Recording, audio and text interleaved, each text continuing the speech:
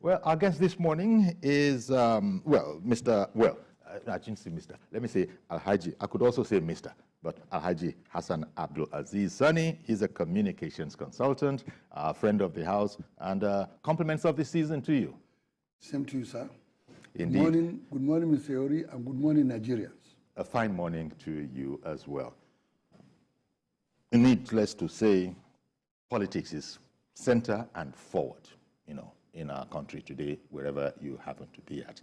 And the implication of that, of course, is that there will be a change of guard following the election in 2023, meaning that the incumbent president, the sitting president, will give way. Of course, that's the kind of time that you begin to look at reviewing and how does he feel. The president is reported to have said that, you know what, all said, all told, I have tried my best. And the implication of that, of course, is that one wouldn't expect any less from anybody, any fortunate Nigerian who ascends to that high office. The next question, of course, would be, is the best enough in the situation that we find ourselves? Because you might have tried your best, but if the people think, if the perception is that things are not as rosy as they had thought when we were setting out, through that lack of understanding, there might still be complaint. Let me take your understanding and read and implication of the statement, I've tried my best. Yeah. What do you expect from a president that said recently that he was let down by people that ought to know, people that are with him, people that are in his government and that refused to blow his trumpet for him? He said it. And I heard the comment by the people, by the governors, that, look, why should Mr. President blow his trumpet? And the answer was given about 2-3 months ago when he visited Imo State. That people that are with me, instead of them to amplify what I did, they decided to keep their mouth sealed. And for him to say that, it's a normal thing. I'm not here to launder the image of Mr. President. Of course not. I'm not a washerman. I'm one of the governors. When Mr. President said, I've done my best, quite okay, that is expected of him. That is obvious of him. Because Nigeria is a country where you cannot just arrive at a logical conclusion by giving a straightaway answer. You need to go back to history. How the government started in 2015. That's right.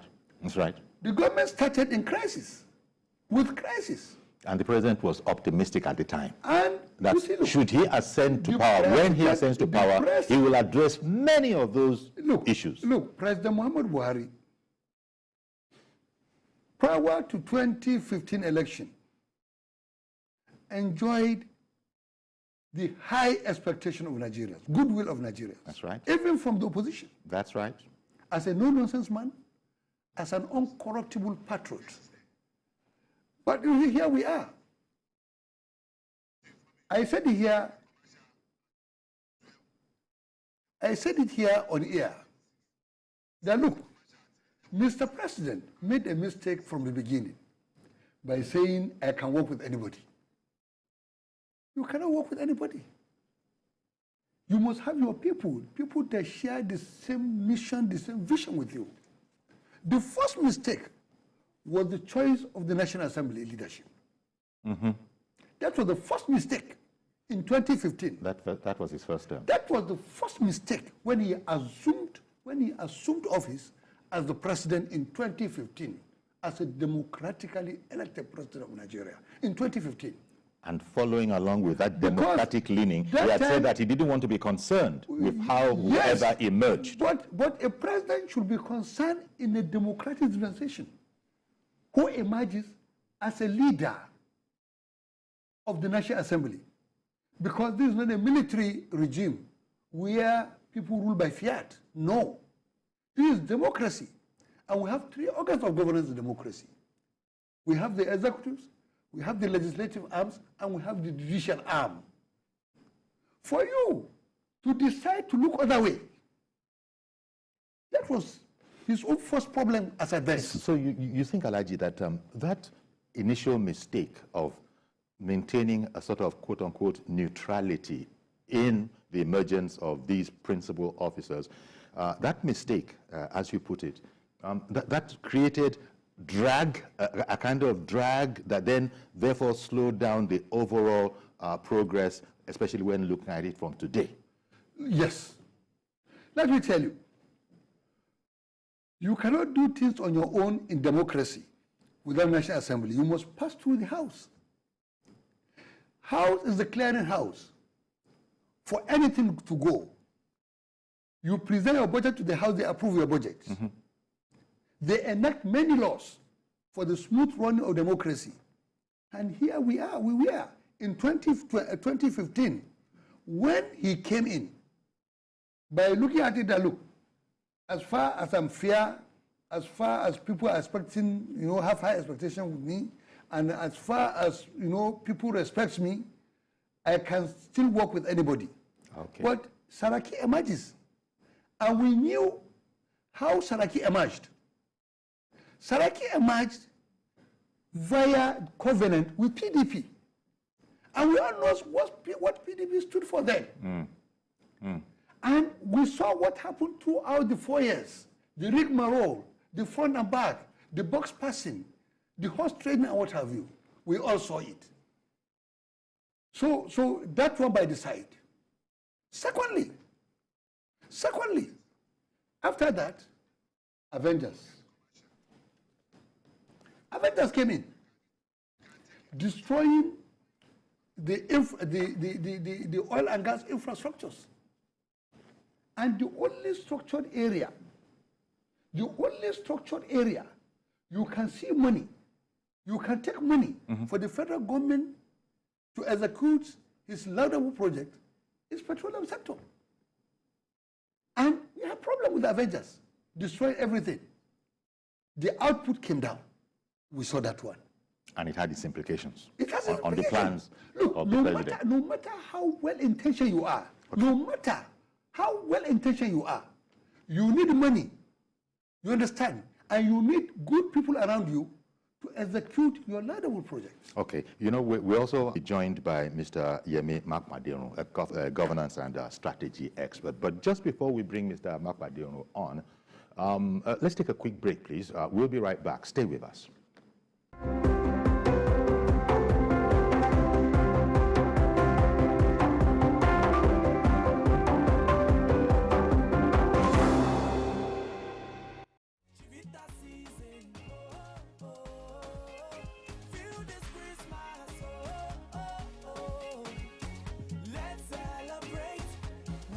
Everyone has a Chivita this season. What's your Chivita? Unknown to many is the story of how Asiwaju Bola Tinubu started his political life as a toddler. His tutelage in politics encounters an experience of Chief Obafemi Awolowo, who many call the late sage and colossus in the political narrative of Nigeria. Watch out for an exclusive documentary about how Asiwaju Bola Tinubu started out, his near-death experience, detention, and many more. Gunshots started. Cassie, a very close cousin of mine, who was a brother to late Gio, that was gunned down. That is how I escaped death. You can't afford to miss the masterstroke on the Jagaban Bogu on Thursday, 15th December at 9:30 p.m. on TVC News, powered by Matters of Heritage.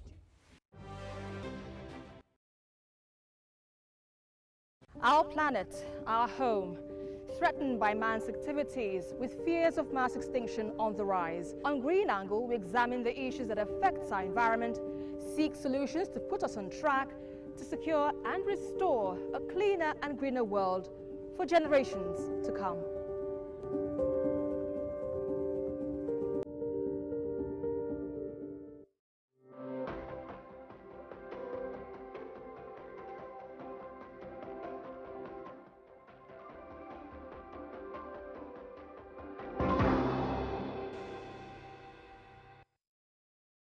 Okay, welcome back. And we were looking at Mr. President's statement, President Muhammadu Buhari. In the sort of winding down of his administration, in about half a year, there will be a change of guard. I have tried my best for Nigeria, President Muhammadu Buhari. So we're looking at that, the implications of that. Of course, that statement at all, does imply that even the speaker is aware that there's so very much to be done, and so he's taking ownership of the best that he was able to offer. And so we're asking as a sort of secondary question, was it enough? His best, was it enough? And our guest in studio, Hassan Abdul Aziz Sani, has said we got to take a sort of a historical view of it, and went back to the very beginning and how the administration started out. Now I'm bringing on Mr. Yemi Makwadeno, governance and strategy expert. Good morning to you, Yemi. Thank you very much for making time for us. In terms of results, usually, yes, there can be explanations. There can be explanations, but taking it from, I imagine your perspective, where results is what counts. Put in context Mr. President's statements that I have tried my best for Nigeria, given where we are at now. Well, thank you very much, Mr. Folarin, and good morning to our viewers. I think my perspective is to say that that statement or the use of that superlative by Mr. President is actually not novel, in the sense that he has used that superlative several times, especially at challenging times, in the course of these 7.5 years, where he often tell Nigerians that he's doing his best to be on top of some of the challenges that were confronting the nation. Secondly, for someone who has entered into the era, the lame duck era, by the way, in a presidential system, the final 6 months, and in some cases 12 months of the tenure of a president is usually referred to as a lame duck period. And that's why in America, presidents who are running out their time and who are not due for re-election are usually referred to as lame duck presidents. This is without any intention at diminishing, but it paints a scenario of an era coming to an end and a new beginning beckoning. So I think the president has put himself in a proper psychological frame of mind, and is also trying to let the people know, particularly the international community, that he is conscious of the fact that his time as president and commander-in-chief of the armed forces of Nigeria is coming to an end, and that he is at peace, with that situation. And so he is telling us that he has done his very best. In other words, there is nothing else that can make me want to sit back or look back or impose a successor, in a way that will, or that can, translate or be seen as a third term, for me. So it's very significant, in many ways. And of course, the question now is, what will pundits say, or what will Nigerian citizens say? What is their response to Mr. President? Will they say that, yes, his best has been enough? Will they say his best has not been enough? Or are we going to have some people in between who will say, yes, he has done his best and we can feel the impact in XYZ areas, but a whole lot more can be done in ABC areas. So for me, beyond the psychological,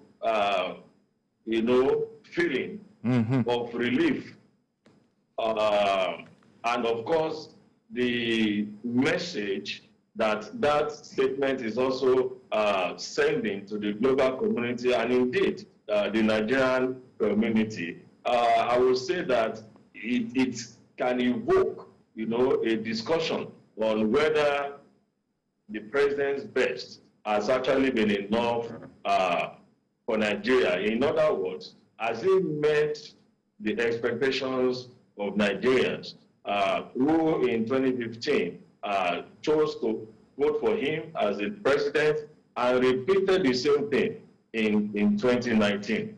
And in doing that, you see, it will range from something from the reasonable to the ridiculous. I mean, if you have to throw this open for people to begin to make comments. For the partisans, there will be two extremes. Those who are pro Muhammadu Buhari will say, yes, he has been a very effective and impactful president. On the other end will be those who are in opposition, who will certainly want to rubbish his claim to any modicum of success.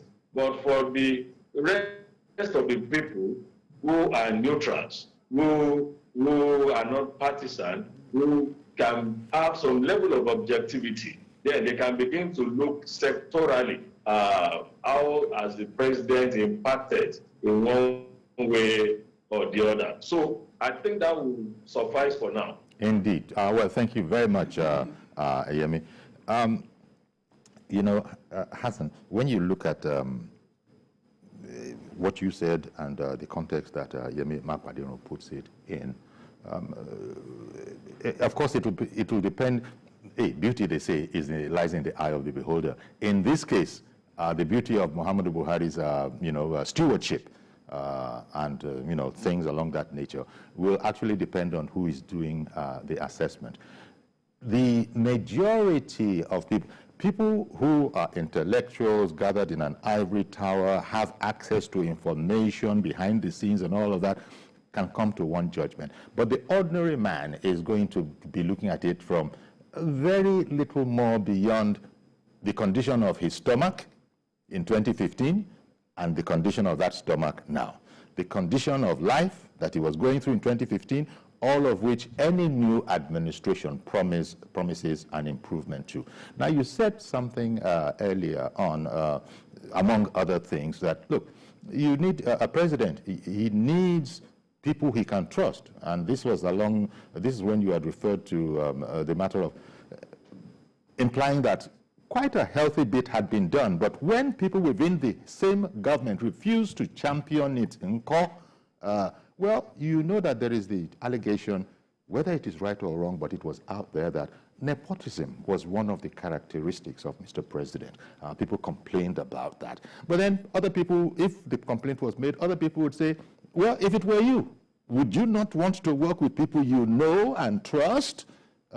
Look at it from that perspective. Nepotism is not a good, name for a leader.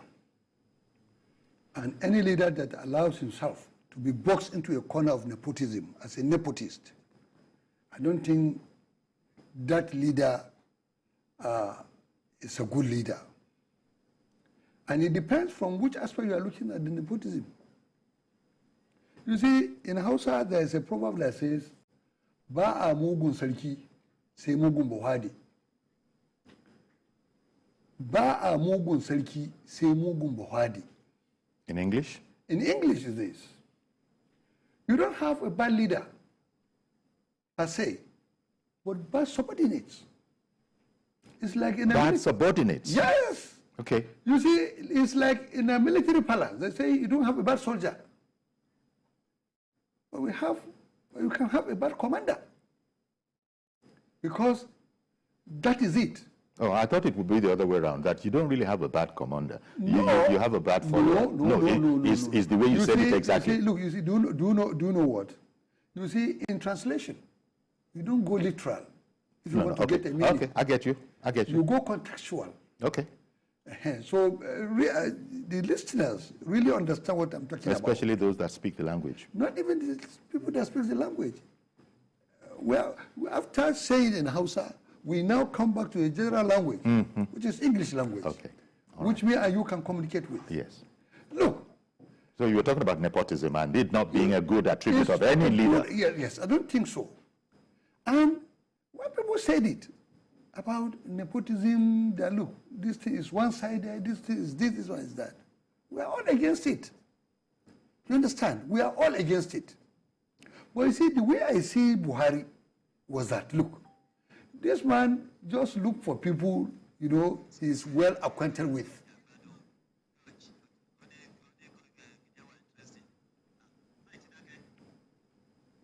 No, please continue, sir. People he is well acquainted with.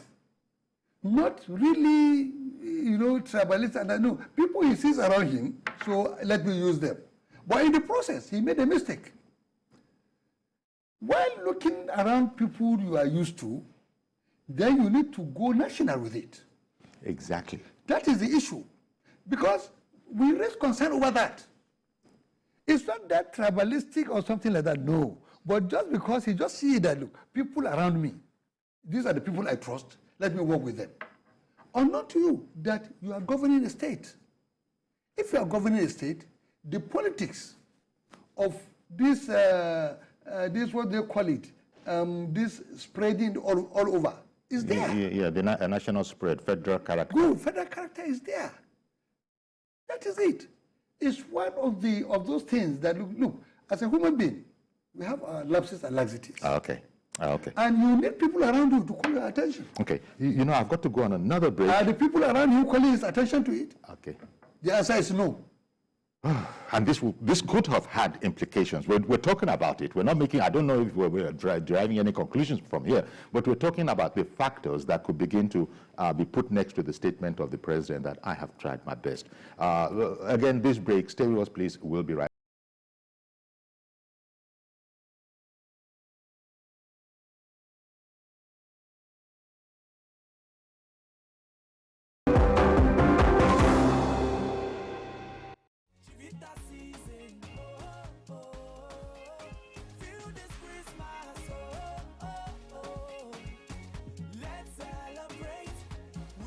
Everyone has a Chivita this season. What's your Chivita? Welcome back. Topic today, I've tried my best for Nigeria, President Muhammadu Buhari, and my guests, Mr. Yemi Mapadero and Alhaji Hassan Abdulaziz Sani. But just before I come to Yemi, Mr. George has been holding on for. Mr. George, thank you very much for holding on. Thank you, Uncle Yori, and greetings to Alhaji Hassan and Mr. Mapadero. Yeah. Good morning. Uncle Yori, anybody that comes to power, we can only do it best. There's nobody that can score 100%. But whether the best is good enough is subjected to some categories of arguments. In the case of our outgoing president, I personally see that he is a victim of his own decisions. I have taken my time to assess several MDAs. I discovered, for example, in the Ministry of Works that Fashola heads, they have fixed 72% of the trunk A roads in Nigeria. People don't talk about that. Even the Ministry of Works don't have time to talk about it. We have the Minister of Information, he doesn't talk about it.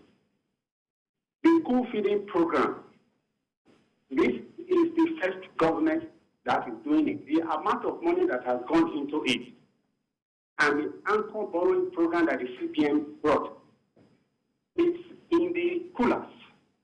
But the program is going on.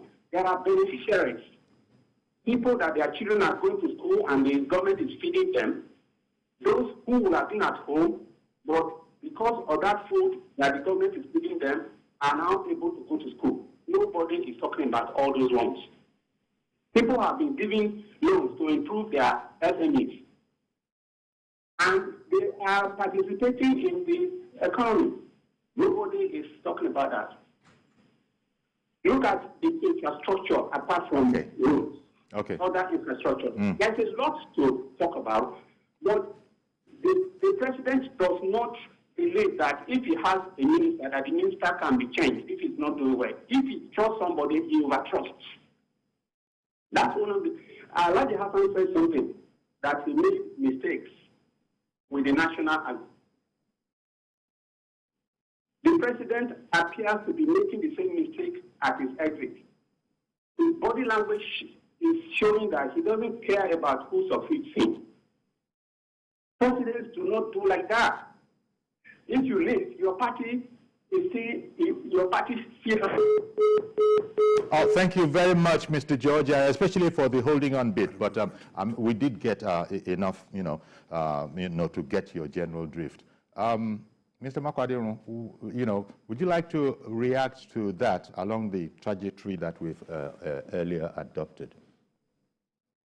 Because there are indeed some notable things out there. Infrastructure was what he was going to touch on.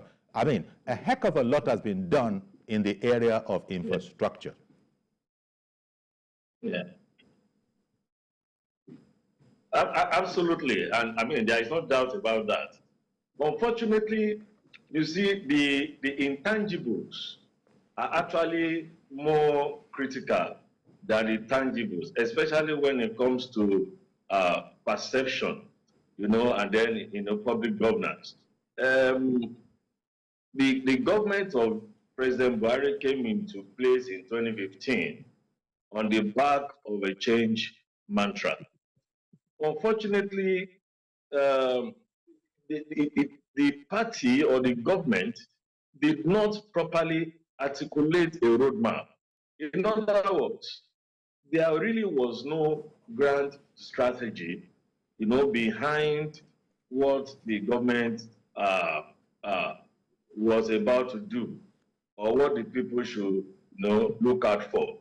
And if you are going to judge a leadership by the promises that they made, I do not think, that the president could have scored more than average, in that regard. However, the president and his team performed excellently in other areas. But there are some very key areas that anyone who is desirous of Nigeria becoming great should actually have at the back of their minds. You ask yourself, today, are Nigerians more trusting of government or public servants? Are Nigerians more patriotic about Nigeria?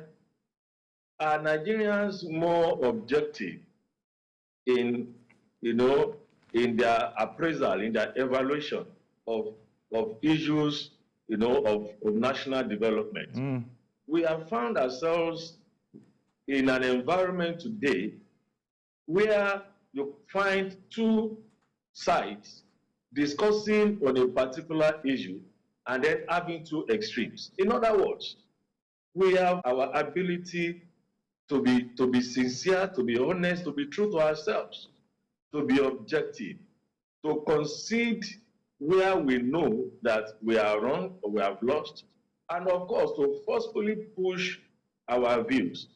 We have a country today where whatever the achievement, of government is, can be rubbished. Yeah. In fact, the easiest way to say it is like somebody said, that if Jesus were to walk on water in Nigeria, the average Nigerian will say, what's so special about that? Is he supposed to be walking on water or swimming?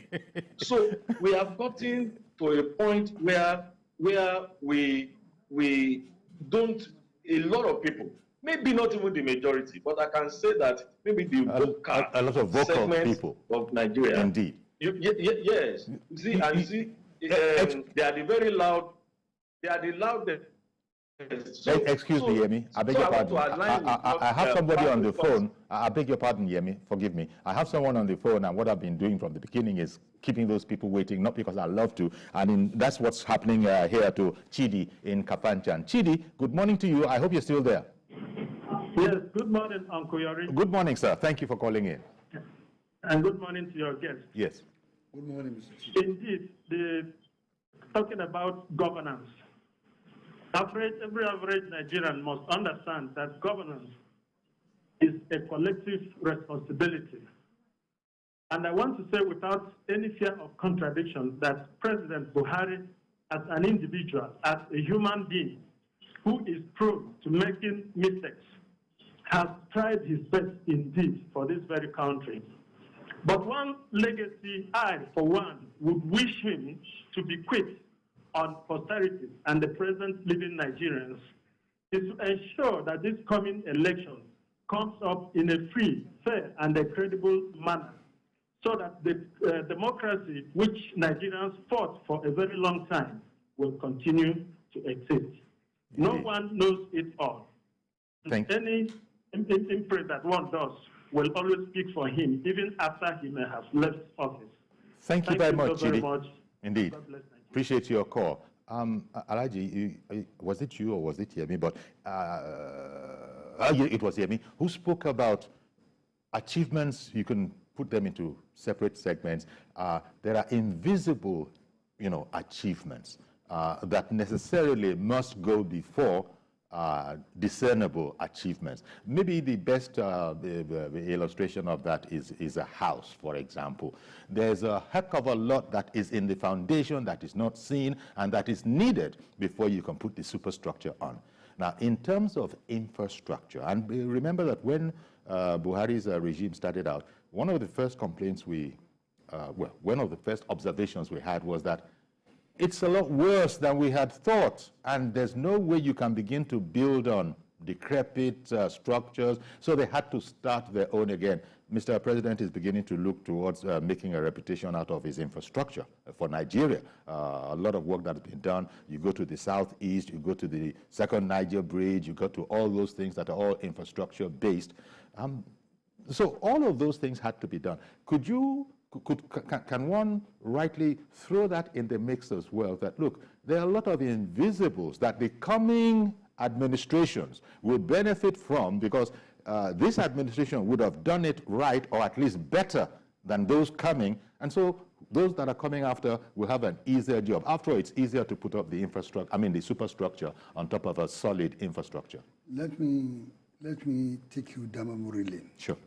Of the achievement of Buhari. Yeah, but you got to be brief, because people are calling in and I don't want to interrupt. I know. You see, Buhari came in as a president that did not believe in abandoned projects.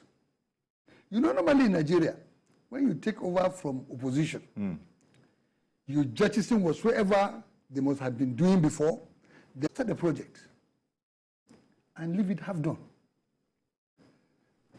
He, took over the project and executed the projects. That was a pass back to him. Yes.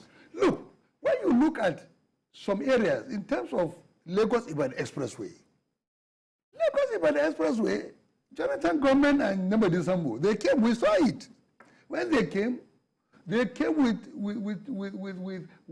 earth-moving plants and what have you, contractors, they celebrated everything.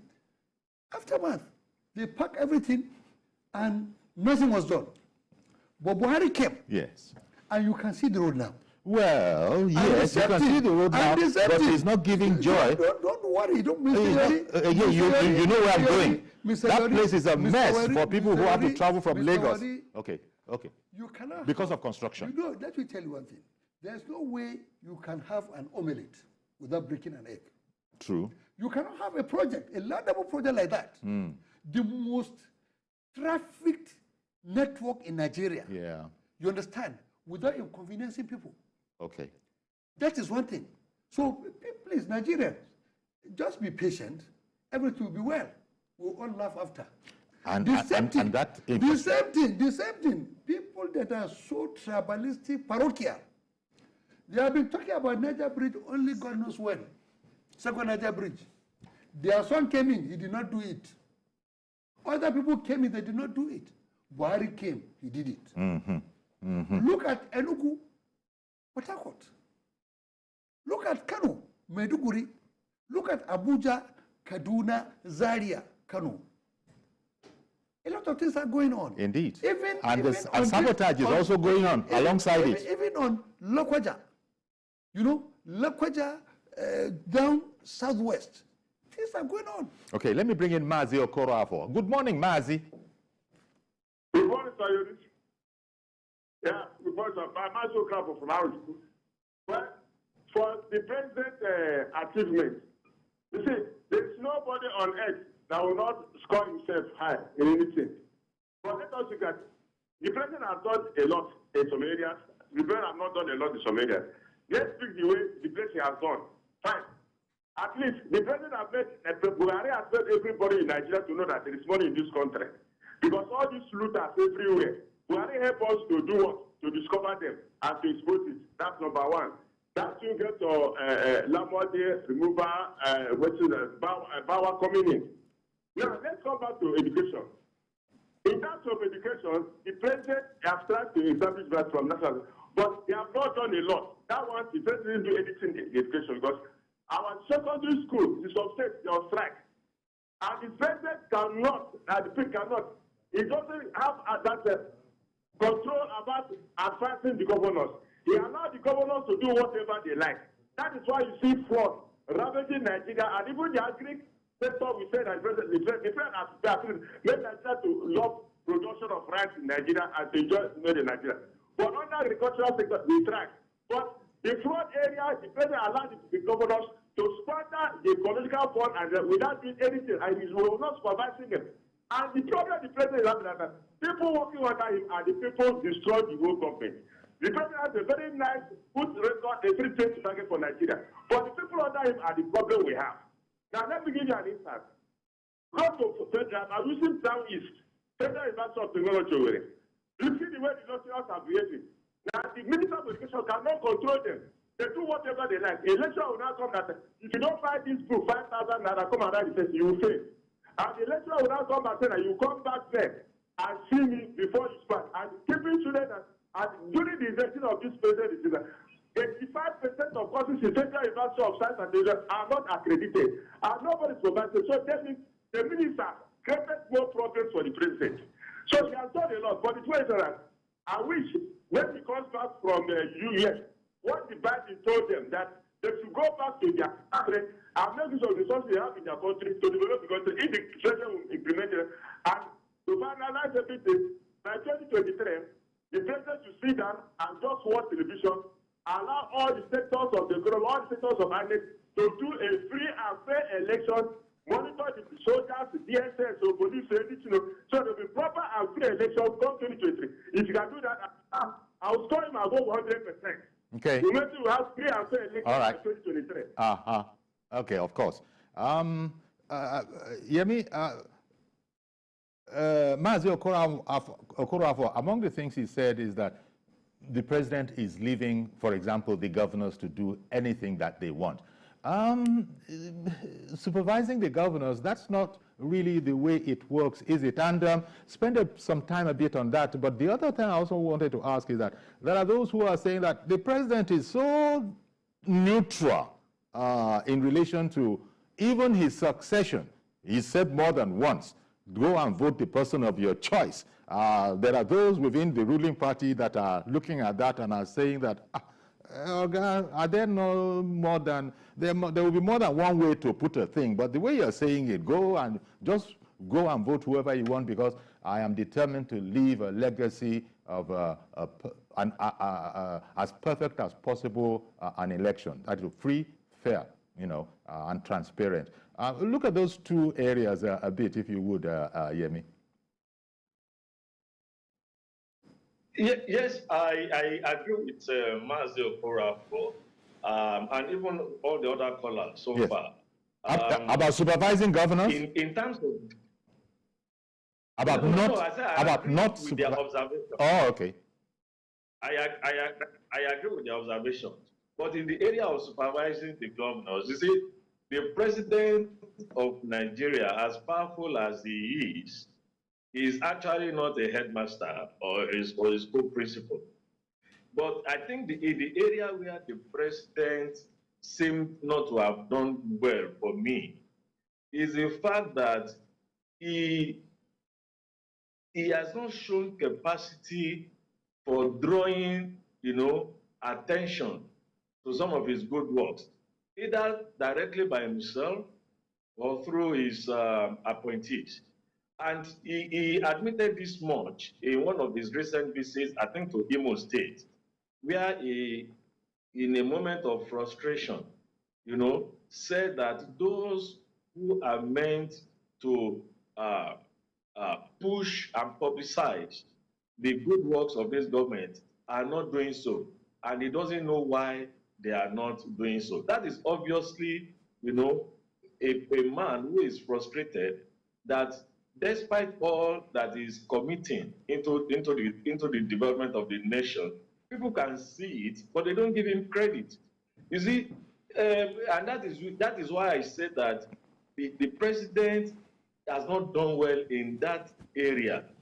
You see, a leader, in terms of management, perhaps maybe he has been an excellent manager of resources, but in terms of leadership, the president in 7.5 years has not been able to get into the mind of Nigerians, apart from, his core loyalists, those who love him, who support him, who even worship him. For instance, you want to ask yourself, how many of the president's political adversaries of 8 years ago will come out openly to say, oh, they have now been won over, by the president, not because of pecuniary benefit, but because they now understood the man properly. Let me give you an instance. The president was, projected by his adversaries, by the opposition, as somebody who is clannish, who is a religious bigot, who is an ethnic champion. But sincerely, the fact on the ground don't support that. But that narrative continued up to today. So in a way, it is a failure on the part of the president and his team to market the president, to project the president in positive light. The only consolation I think that the president has, and let me say that perhaps what the president is suffering from today in terms of perception is not peculiar to him. Even in the United States of America, most times when you do approval rating of presidents, perhaps maybe apart from President Ronald Reagan and former President Bill Clinton, I'm not sure of any American president in modern times that has had up to 60% approval rating. So that is to be expected in a democracy. Okay. However, there is this general perception that people have that things are not moving, in this country, whereas somebody mentioned the educational sector, for instance. Now, it's a paradox to say that our educational sector is nosediving, yet our experts are in high demand in developed countries. From February 23, from February next year, the UK will begin to bring in Nigerian teachers and train them for free, to be teaching in their primary and secondary schools. And that's following on the eyeing our Nigerian doctors. This is, remember, this is following the exodus of Nigerian doctors. It's not just about our doctors. It's not just about our doctors. It's about practically, every professional trained in Nigeria is sought after outside this country. Yet, what we hear all the time is that our educational sector, a strike, really, indeed, by university lecturers cannot be used, you understand, to generalize on what the educational system in Nigeria is producing. Okay, one moment, please. Hear me. One moment. Hassan, when you look at security, people looked at Mr. President before he ascended to power and said, this is the best president we're going to have. He knows the way it works. He's a strict person. He's a no-nonsense guy. that whole security thing, it appeared to embedded in it were a lot of things that we didn't realize. And here we are today. We are virtually held to ransom by terrorists, even as people have explained that it has gotten a lot better. But still, you can't sleep with both eyes closed. Yes. Look, you see, there's no way you can criticize Nigerians for their opinion, because they wear the shoes. They wear the shoes. They know where it pinches. But you see, we spoke about security here. There was a time I came here, frustrated about security. But you see, we are dealing with a form of asymmetric warfare. A war without a front. But that was the way it was before President Buhari came into power. The issue is and he said that we expected him to be able to address it. The issue is this. We should work more. Buhari is now at quarter to go. You understand? Look, what we are saying now is this. They should improve more on intelligence. Intelligence needs to be improved on. Yeah, the problem, Alhaji, is that this thing you are saying, Mr. President is supposed to be the expert in that area. He's an expert. That's this thing you are saying now. Even before you are mentioning it, he should have known. Mr. President is an infantry soldier.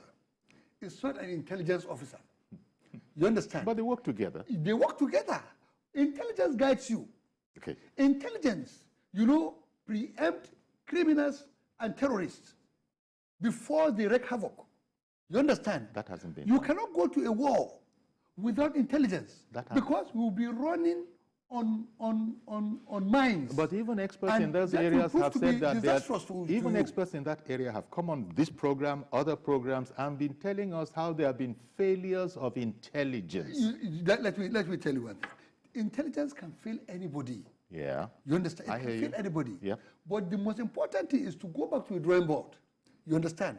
The intelligence people should do their job. All right. Let me bring in the fact to Mr. President. Let me bring in Uche in Oweri. You're our last caller, Uche. Good morning to you, sir. Yeah, good morning, Mr. Yori. Thank you for calling in. And the good. Thank you. Yeah.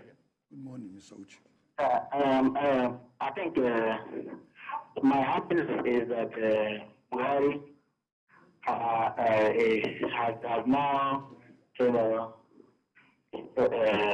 gotten that position he has been clamoring for like he clamored for it. As of the last time I can't tell, I think twice before he got it finally at the fourth time.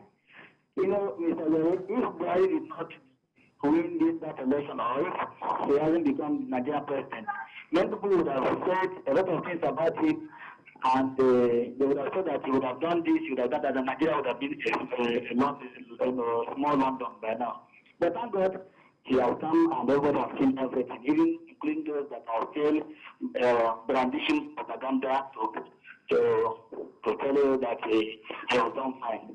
But we all know that, he failed woefully, considering the fact that he came with a lot of promises which he did not fulfill. He came with security, and security is now comatose. He came with economy, nowhere. He came, he came also with this issue of corruption, which we now know that even during the PDP time, anything we are still kindergarten in terms of corruption, even we want to compare it to what is happening now. Okay. A lot of things. Even during the COVID-19, the Minister of Humanitarian and the Respect told us that children are being fed. You can imagine that, Mr. Yori, that children are being fed. I mean, it's such a ridiculous situation. All right, then. Thank God. Okay, thank you very much for calling in, Uche. Thank you very much. I think you understand that we're fast running out of time. Yemi, over to you. On the balance, it remains to be seen. I mean, we don't have the kind of polls that they have in other countries where you were talking about approval ratings. We probably are making it up from our own perception and the perception of our immediate neighbor. And this will vary from place to place to place and from person to person to person. But by and large, I guess what you hear out there is that prices have gone up.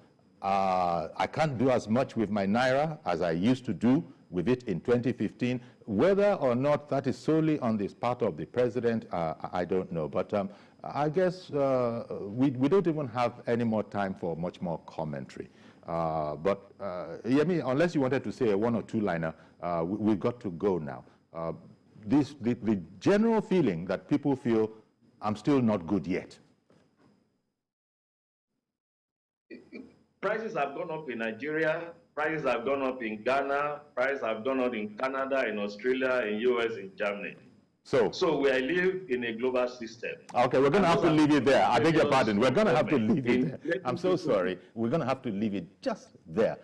Prices have gone up everywhere. You can't put that at the footstep of Nigeria. You have a one-liner? Yes. Prices have gone up in Europe all over the place. But you see, we should get interested in governance. All right, we're going to have to leave it there as well. Because that's the important thing, governance. The price of food, the rent, the cost of flour, the destitute, the prostitute on the road are all product of political decisions. Thank you very much. So, and if you are out here, you are afraid of being called a name, that seat of presidency is not for you. Okay. Even this seat you are sitting here, if you are afraid of being called a name, this seat is not for you. We got to go. Thank you very much, Hassan Abdul Aziz Sani and Mr. Yemi Mapadirun. That's our program today. Please join us tomorrow for a fresh edition. I am Yori Folarin. Bye-bye for now.